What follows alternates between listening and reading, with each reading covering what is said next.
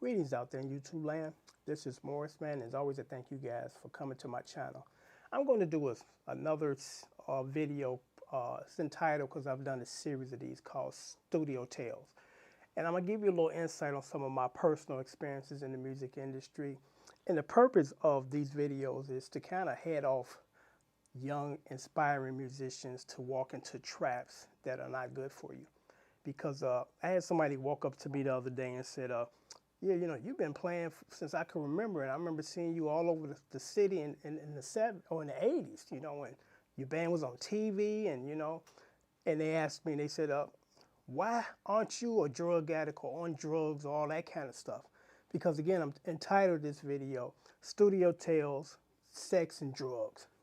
And we're going to deal with those issues or topics because I think it's really important, because people ask all the time, why do musicians or people in the music industry, a lot of them are on drugs?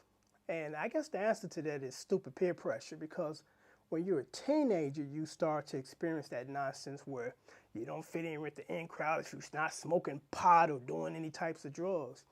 And I think that, I can only speak for myself, that my strong family foundation, as far as my mom and my dad, who taught me to stay away from stuff that's not good for you, it stuck with me, throughout high school, throughout my, teen years in my adult life.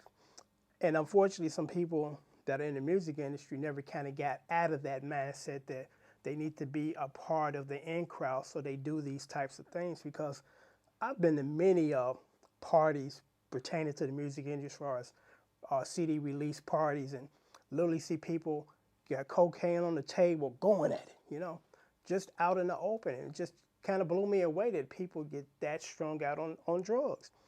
And as far as the sex thing, I guess it kind of goes like this.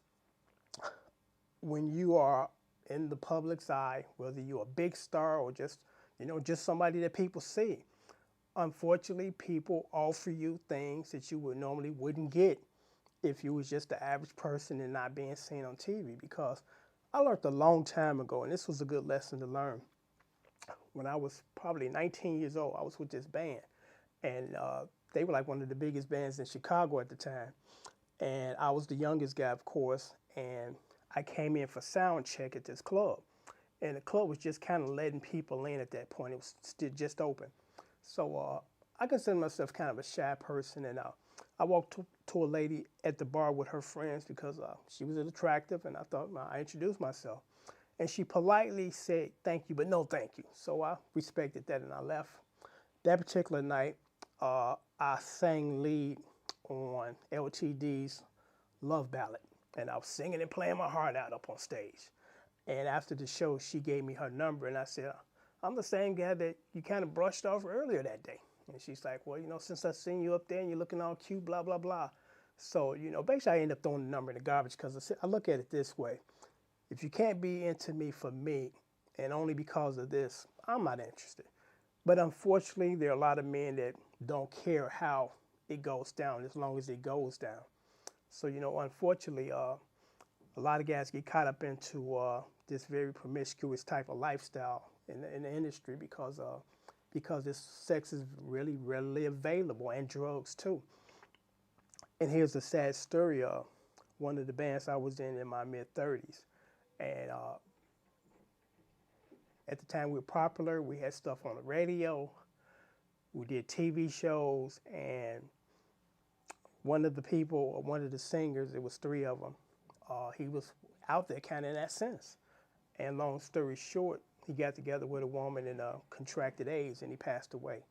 And I'll never forget the very last show that we did. He was so thin and so weak and frail that he had to actually sing his lead part sitting down in a chair near the stage, because he was so weak he could barely stand up. And it was really heartbreaking to see, one of my band members and personal friends pass away from that. And what a lot of people don't realize is when one person dies, most likely there's someone else dead or dying, because two people got together, one was infected and infected the other one, so both of them are going to die. And unfortunately, he had a girlfriend that he was not being faithful to, and she passed away like a year later. So, it's a serious wake-up call as far as, need to be really mindful of the situations that you get in and the risks that you're taking, which are not not worth the risk of taking when you out there having unprotected, very casual sex. So again, I credit my upbringing as far as never smoked, except for a role in the movie that I did, you know, short film. But other than that, I never smoked. I don't drink, don't do drugs, don't do anything of those, none of that kind of stuff. Never had an interest in that because, you know, your body is your temple, and you want to protect it at all costs. You know, you don't want to be reckless and put yourself in a situation where you can be very sick or die. So I thank God again for my parents that kind of kept me focused and grounded, that I was around that kind of stuff all the time, the sex, the drugs, but it didn't affect me because I didn't want to become a part of that by no means. So I'm one of the fortunate ones because a lot of my musical comrades during the 80s are now either in rehab. A couple of them are dead from AIDS and other types of illnesses that were brought on by that lifestyle. You know, so this is kind of a message to you young folks that enjoy the music industry, but you don't have to indulge into that nonsense of taking drugs because the other fool across the hall or across the room is taking drugs. You know, you don't want nobody to lead you into a grave or early grave. So I just thought I would put this video together, you know, for these people out here that are trying to get into the business, the things to avoid.